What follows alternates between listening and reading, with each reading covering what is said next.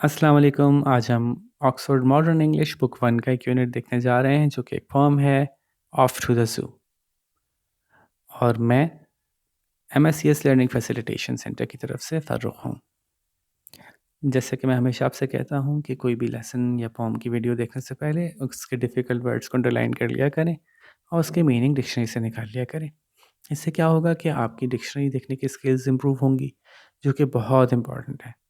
दूसरा ये कि आपको वर्ड्स के पीछे भागना नहीं पड़ेगा कि मैंने किस वर्ड का क्या मतलब बताया, किस वर्ड का क्या मतलब बताया, ठीक है? तो उम्मीद है कर लिया होगा आपने। तो अब हम शुरू करते हैं। I am off to the zoo, why don't you come too? We'll say howdy do to the kangaroo. On the white polar bear is sure to be there on an icy stair, not going anywhere.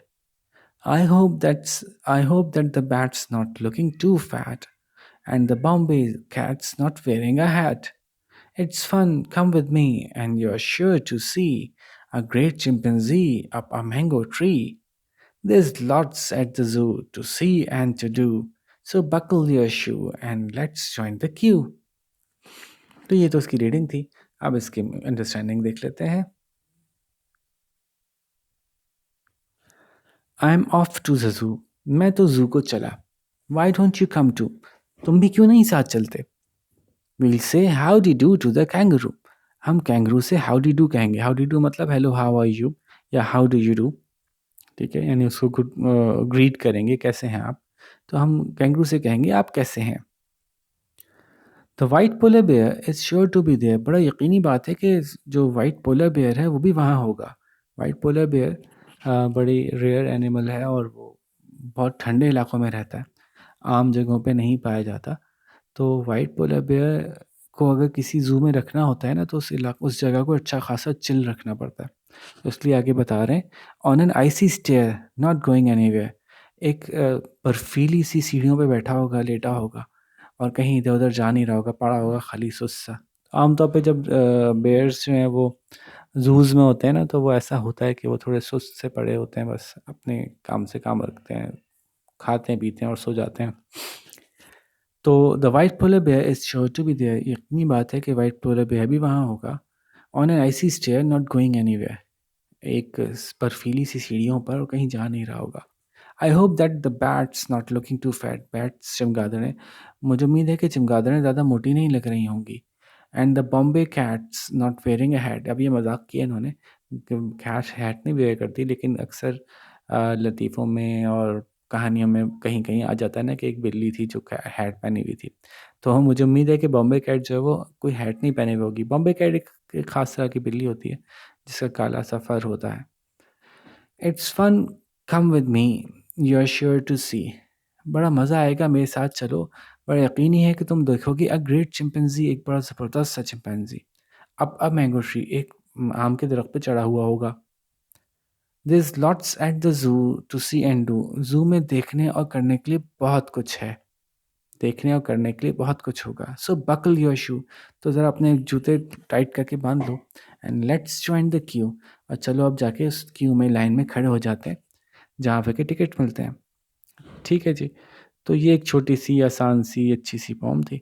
अब इसके सवाल जवाब देखते हैं। और सवाल जवाब के लिए तो मैं आपसे हमेशा ही कहता हूँ कि सवाल जवाब तो आपको खुद करने हैं। ठीक है, कोशिश करेंगे, मैं आपको एक्सप्लेन करूँगा क्वेश्चन को, फिर आप वीडियो पॉज़ करके जवाब खुद लिखिएगा। और सारे टीचर्स भी कितना खुश होंगे कि अरे वाह! इतने छोटे बच्चों ने जवाब खुद से लिख के लेके आए हैं। और कोई छोटी-मोटी गलती भी होगी ना, तो परेशान होने की ज़रूरत नहीं है, कोई उसको बुरा नहीं मनाएगा। ठीक है, बल्कि करेक्शन होने से आपका ही फ़ायदा होगा कि फिर आप अगले सवाल और बेहतर कर सकेंगे। तो इसी के साथ शुरू करते हैं। क्वेश्चन नंबर ए है, which animal will the speaker see first? जो बात कर रहे हैं इसमें, स्पीकर मतलब जो बात करने वाले हैं, जिन्होंने जो पोएम, जिनके अल्फाज में पोएम बताई जा रही है, वो कौन सा जानवर पहले देखेंगे? तो देखते हैं जल्दी से, फॉर्म में लिखा हुआ है इतना बड़ा बड़ा। सबसे पहले वो ये वाला जानवर देखेंगे, कौन सा? कैंगरू। तो अब इसका जवाब लिखने के दो तरीके हैं। एक तो आप यूँ कर सकते हैं, the animal that the speaker will see first, the animal that the speaker will see first is kangaroo. ओहो! पूरा ही जवाब बता दिया था मैंने। चलो कोई नहीं, ठीक है। तो the animal that the speakers will C first is kangaroo. तो यूँ कह के जवाब बनाया जा सकता है। और यूँ भी कर सकते हैं, kangaroo is the first speaker kangaroo is the first animal that the speakers will सी। ठीक है, ऐसे करके भी बात की जा सकती है कि kangaroo is the first animal that the speakers will सी।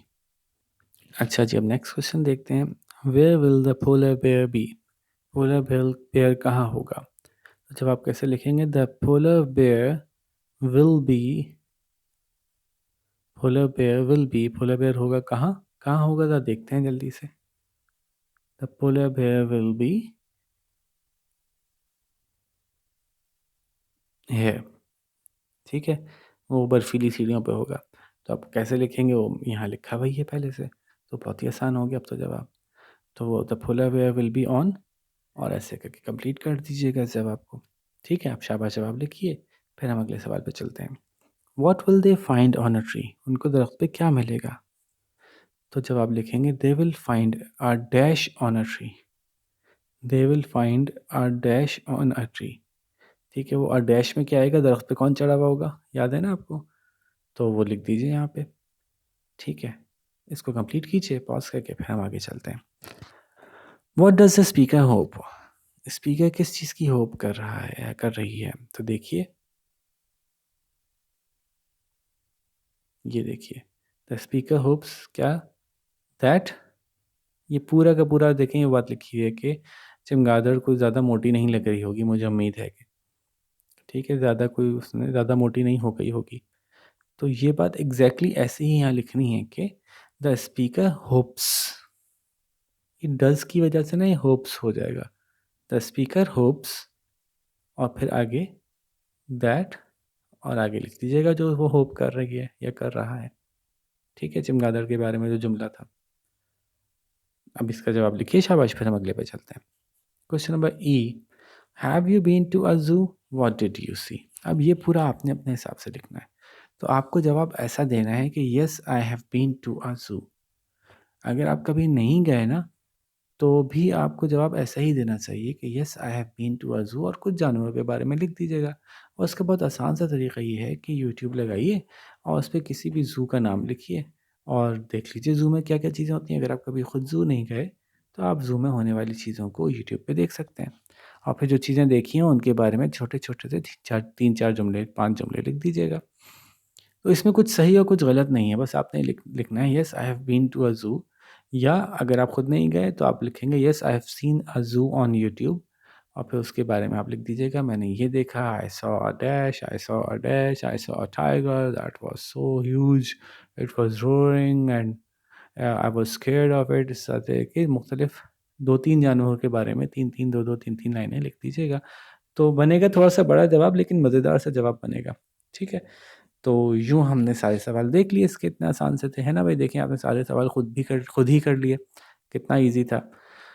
तो उम्मीद है अब सब कुछ समझ में आ गया होगा, और देखते हैं आप में से कौन ज़्यादा अच्छे जवाब लिखता है। इसी के साथ अब हम अपनी इस वीडियो को एंड करेंगे, फिर किसी और अच्छी सी वीडियो के साथ आपसे मुलाकात करेंगे। अपना ख़्याल रखिएगा। अल्लाह हाफ़िज़।